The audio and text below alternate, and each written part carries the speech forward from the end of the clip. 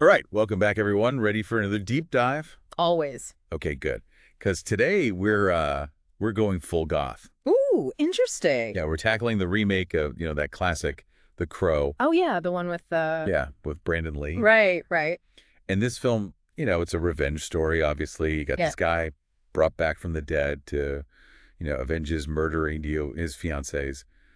It's heavy stuff. Yeah, definitely not a lighthearted rom-com. Definitely not. Duh. But what's really interesting is how this remake leans into the whole like gothic vibe, Right. really amps up the darkness. And that's what we're going to dig into today.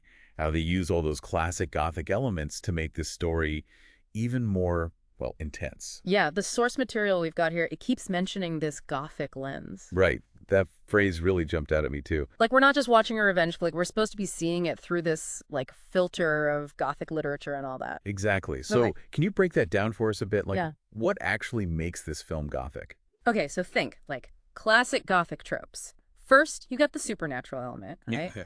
The crow itself, obviously. Like, this dude is literally brought back by a supernatural force. That's pretty gothic.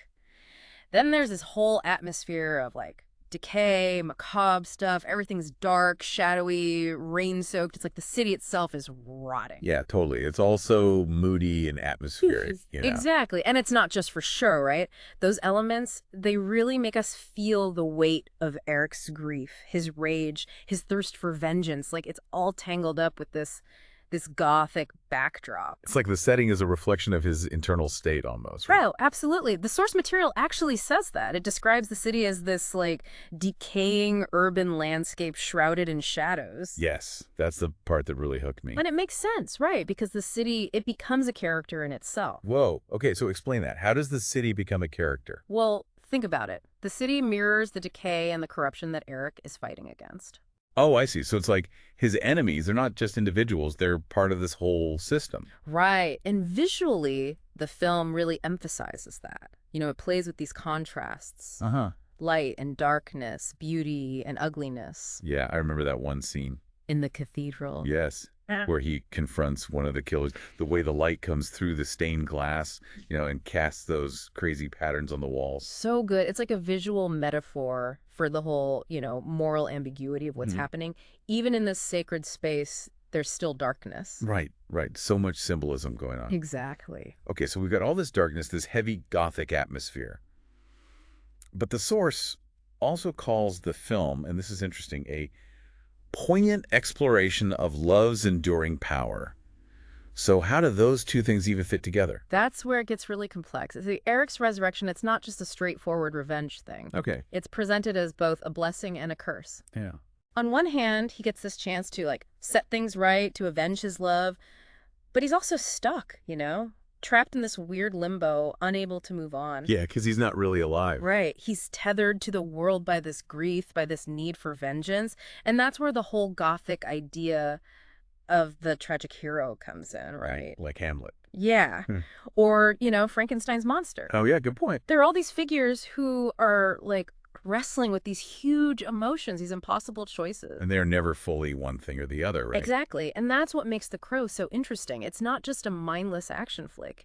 It makes you think about the cost of revenge, about whether it can actually bring peace, And that's something that people still grapple with, even today, I think. Yeah, definitely. It taps into these timeless anxieties we have about loss, about justice, about the dark side of human nature. Like, are we capable of escaping that darkness? Yeah.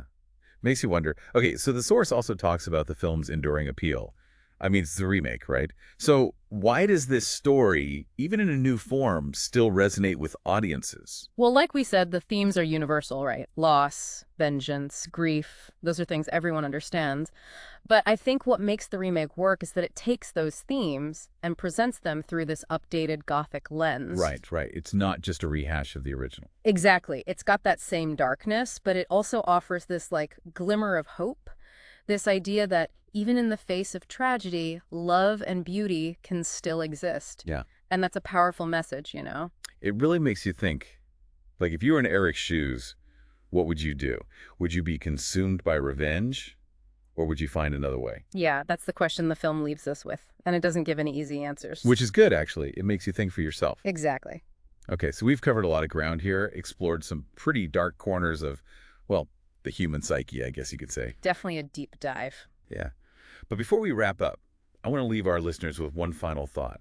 Yeah. Think about those Gothic elements we discussed. The darkness, the shadows, the symbolism. Okay.